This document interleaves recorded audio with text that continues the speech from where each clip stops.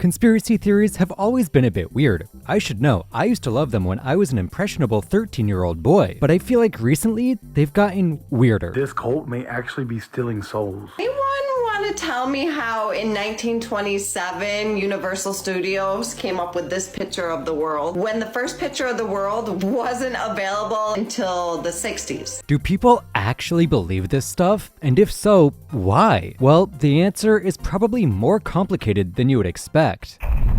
A conspiracy theory is basically a theory that some shadowy organization is responsible for a specific event or series of events. They generally arise from distrust of the government or corporations, which I don't think is inherently bad, but we'll come back to that later. Conspiracy theories have been around since before the 20th century, but most modern ones were really invented in the 1960s. And in most cases, these early theories feel like they were at least partially true or based off of a truthful premise. Take, for instance, the of JFK. A lot of people consider this event to be the mother of conspiracy theories, thanks to the somewhat unusual nature of the event. The main issue arising from conflicting information from eyewitnesses. Some believed there was more than one gunman, some believed there was more than 3 shots fired, and some believed the shots didn't come from the building the Warren Commission said they did. That's the commission the government started to investigate the assassination. Another cause for suspicion is the fact that Oswald was killed just 2 days after the assassination, so he could never testify or be put on trial, which a lot of people saw as a cover-up to hide that Oswald was a member of the CIA or KGB or some other government organization. Some theorists also believe that it would have been impossible for Oswald to shoot in the time frame that he did with the weapon that he used. When you hear just these theories on their own, they sound pretty reasonable, right? Nothing too crazy. No lizard people, no space lasers, no aliens, no anything. And yet, pretty much every single one of these theories has been debunked multiple times by multiple sources, and none of them can really hold any ground when held up to actual scrutiny, such as studying the recoil angle of Kennedy's head, which indicates that he was indeed shot from behind and not the grassy knoll, and also proves that he was shot only from behind, disproving the multiple shooters theory as well. This twisting of the truth was a major aspect of old conspiracies, the idea that on the surface these made-up concepts were believable, and that's exactly how seemingly normal people slowly get turned into a conspiracy nutjob who believes anything except the truth. Like, for instance, my favorite JFK assassination theory, which is that Oswald assassinated Kennedy as a result of a refined sugar addiction which mentally impaired him into doing the assassination, and is the reason he got a Coke afterwards. Guess you could say this is a pretty sweet theory, huh? The kicker though is that this theory was founded by the editor of an organic gardening magazine, so surely there was no conflict of interest between them and refined sugar. While the sugar theory might sound insane, it's actually a great example of how believing in conspiracy theories can lead to you believing in even crazier theories. They pretty much always start on the small end where they're semi-believable, but it's like the more you buy into these conspiracies, the more likely you are to believe some crazy shit. Like the other big conspiracy of the 60s, which was, of course, the moon landing being faked, which claims that instead of actually going to the moon landing was instead recorded in Hollywood and was directed by Stanley Kubrick. People believe this theory because apparently some of the shadows were weird, and also we didn't have the technology to get there, or they just don't believe the moon exists in the first place. None of which are true and have been debunked thousands of times. This theory is just so funny to me because thousands of scientists worked on the moon landing inside and outside of NASA, yet somehow not a single one of them has spoken about the truth. Really? Do you know how hard it is for people to not leak stuff, to not gossip? It's impossible. And I should know, I used to make Jujutsu Kaisen content and there was a whole culture around the leaks. The moon landing was like the Gojo and Sukuna fight of the 1960s, and yet somehow thousands of people are all capable of keeping this huge secret about one of humanity's paramount achievements, and they've been able to keep it for 60 years now? That's just not believable. I also wanted to bring this theory up to show, once again, how even these older theories rely on a lack of critical thinking to be believable. It's also the reason why people who are less educated and are underserved by our systems are more likely to fall for and believe conspiracies. They were never taught the critical thinking skills to go below the surface level of thinking. That, or they just don't want to at all, which might be even worse. If this surface level thinking was the only aspect of conspiracy theories, there would still be a lot of believers today, but I don't think they would be nearly as widespread as they are. To get more into that that, we have to talk about... Oh, and also... In my opinion, the rise of the internet created the perfect storm for conspiracy theories to expand and become highly popularized in the 2000s. The internet alone would have been a super powerful tool to create and spread conspiracies, given that anyone could access it and there was no way to separate fact from fiction. Combine this with powerful photo editing software like Photoshop becoming popularized, and you get conspiracy theories spawning faster than ever, leading to gullible people falling for newer and stranger conspiracy theories than ever before, and also allowed a major peddler of conspiracy theories to gain a lot of online traction on his web show, InfoWars. That's right, it's time to talk about everyone's favorite high cholesterol, high blood pressure gas station sushi eater, Alex Jones. Alex Jones is a conspiracy theorist that got his start in the early internet of 1999 when he founded InfoWars, which was originally a mail order pamphlet but quickly became a web show and one of pretty massive success. If there was a conspiracy theory that was popularized in the 2000s and 2010s, there's a good chance Alex Jones had a part in it. He was a 9/11 truther, an anti-vaxxer, and so much more. This dude said crazy shit every day of the week. I'll eat my neighbors. I'll eat your ass. These people are not frickin' humans, okay?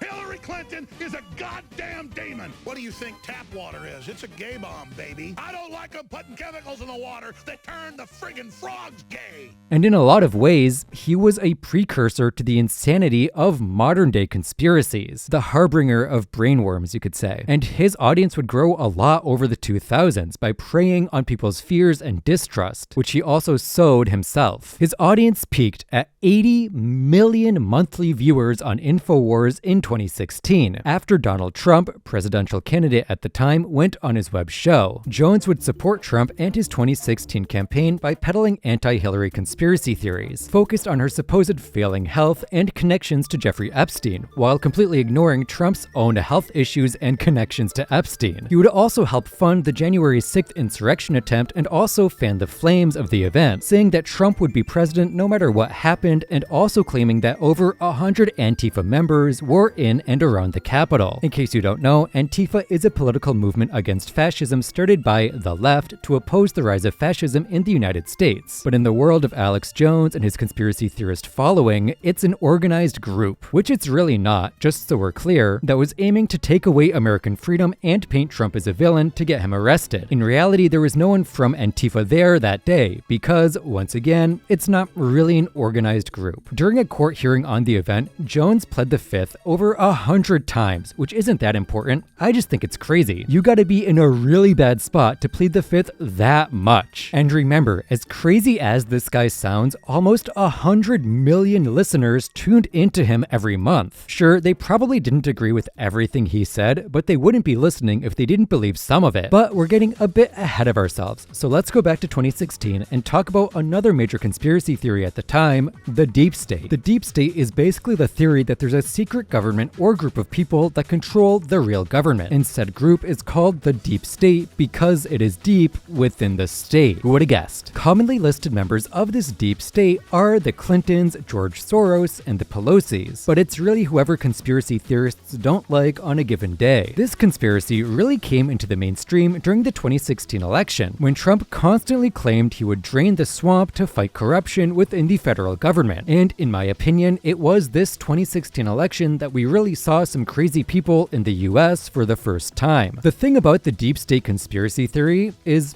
it is partially true. There is a select group of people that control the government from behind the scenes. They're called billionaires. You know, the people who can donate millions and millions of dollars to politicians via lobbying in order to sway votes in the way that best benefits their companies. So there is indeed efforts to undermine your way of life and keep you down. But it's not coming from some secret government being run by some minority group. It's coming from the ultra-rich who only care about getting richer, which is why a lot of these conspiracy theorists voted for and elected a billionaire to drain the swamp, which he definitely did. And he definitely wasn't one of the single most corrupt presidents in the history of the United States. The belief of the deep state is not something that just arose overnight though. It was the result of general distrust and hatred of the government that was fueled by right-wing commentators like Alex Jones and right-wing media alike, preying on their vulnerable audience to make them believe what they wanted them to believe. The distrust that creates a theory like the deep state and many other conspiracy theories stems from the belief that things simply can't be the way they are. They can't just be bad for a simple reason. There needs to be some deeper, complex scheme that we, the normal people, can't see, when that is very rarely ever the case. I know this kind of sounds like it contradicts what I said earlier about critical thinking versus surface level thinking, but I promise it doesn't. When I talk about surface level thinking, I mostly mean just taking the first thing you hear as fact and not really questioning it. But that's not the same thing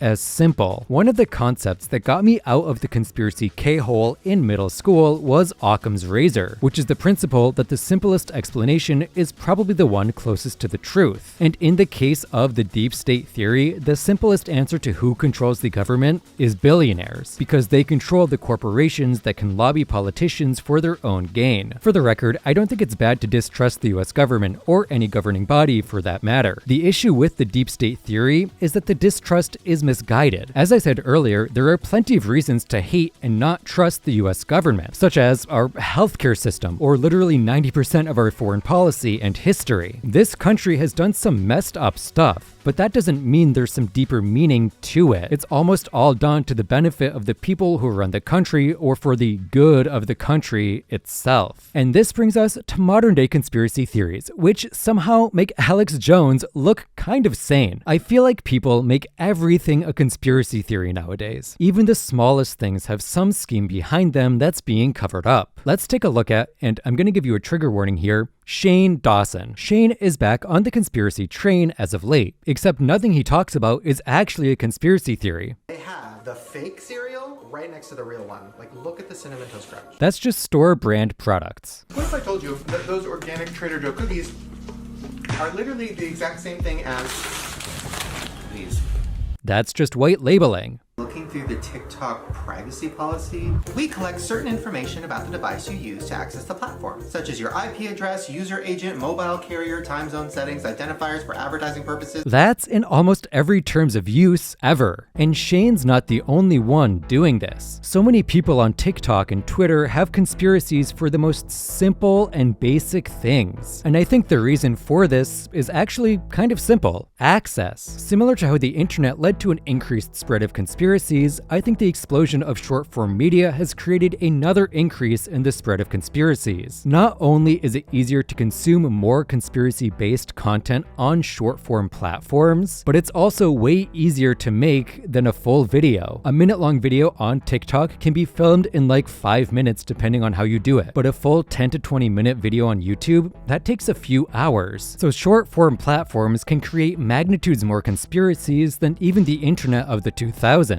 Another huge factor leading to the insanity of new conspiracies is how people just don't care about the truth anymore. We are living in a time where narrative is more important than truth to the vast majority of people. They want to believe the first thing they hear online from someone they like, and they don't actually think critically or do research on the claims. And I'm not just talking about conspiracy theorists at this point, I'm talking about everyone, which is crazy when misinformation spread is probably at an all-time high. Look at the amount of slop being created around the California wildfires. So many bad actors are using this tragedy as an opportunity to spread disinformation. And this isn't really a new phenomena, but it feels like it's becoming more widespread. Back in the day, it was really only Fox News that had been spreading disinformation and peddling conspiracy theories, like that story about a litter box being at a school for human use, when in reality it was there because the school was taking care of a stray cat. This is also a great example of when Occam's razor can be applied, but now I feel like there's more misinformation spreading every day, and it's likely only going to get worse since a lot of social media sites are removing fact-checking and are also promoting false content even more than they were before. The reality is, modern-day conspiracy theories exist for one of 3 reasons. The first is to control and divide people. In a time when narrative is more important than the truth, controlling the narrative means controlling the truth. Fox News is the most watched news channel in America, and it has spent the last decade or either so spreading disinformation about political candidates to their audience, who, due to their demographics, are already likely to take things at face value rather than search deeper or do their own background research. Being able to control a highly gullible audience is an amazing tool, and it's one that the corporate leaders of Fox News use constantly to control a good portion of the American people. This kind of stuff does happen in other news broadcasts too, but it is usually a little bit less overtly insane. There are also tons of bots online spreading misinformation as well, and it seems that no social media site has a way to combat them or just doesn't care, because the new users make their numbers look better. The second reason is for monetary gain, whether that's as a right-wing grifter like Alex Jones and Joe Rogan, or as an independent theorist like Philip Zeba. Being able to easily monetize content has led to more and more sensationalized content, because the people who buy into conspiracies are also the easiest to sell things to, both literally and figuratively. This also, of course, creates a cycle where the more money people make off of conspiracy theories, the more money they can put behind conspiracies, which then gets even more people involved in conspiracies, making them more money, and so on and so on. This is also only getting easier with the rise of AI technology. Before we get into the third reason, I should probably mention that 99% of the people that fall into these first two categories don't really believe half the stuff they say. They're just saying it because it's part of their job and they're making a lot of money doing it. Lying on the internet and lying in general is a very lucrative business model, and I don't think I need to expand on that. The third reason modern conspiracy theories exist is because people who do believe in conspiracies are posting about them themselves, either for their own enjoyment or to try and make it as a conspiracy creator. They'll hear a theory from someone in the first two groups and then parrot it on their own social media accounts. Or thinking about the conspiracy theory will spur new theories from their brains, which will then spread. This will, of course, reinforce conspiracies within other conspiracy theories as well, and will also grow the audience of the second and first categories at the same time. For all I've said about conspiracies, I do have to admit that occasionally they do turn out to be true. Take, for instance, the dead internet theory. The dead internet theory is basically a theory that the vast majority of people online are just bot accounts, and many of the conversations held online are between bots that are forever interacting with each other. This theory was already pretty prominent even with the primitive bots of the 2010s, but now that there's extremely advanced AI, it's pretty much self-realized. In fact, not pretty much. It's come true. Meta has literally confirmed and touted that they're making AI accounts on Instagram, and they're made to look and act like real people, which is like the most literal definition of this theory there is. I have no idea why Meta is doing this, but I can't see it ending any way except bad. It's just gonna mislead stockholders and drive away real people that want to interact with real people. So it seems like a lose-lose situation to me. There were also a lot of conspiracies surrounding MK Ultra, which in a lot of cases turned out to be true back in the 70s. But it's important to remember that just because conspiracies do occasionally come true, that doesn't mean they all will. And it doesn't mean that they're all realistic or even worth looking into. The vast majority of them are completely baseless and have been disproven multiple times over. The reasons that I stopped believing in conspiracies as a 13-year-old was just that I partially grew up and paid attention in school, and it gave me the tools to think critically about the world around me, instead of taking everything I hear at face value.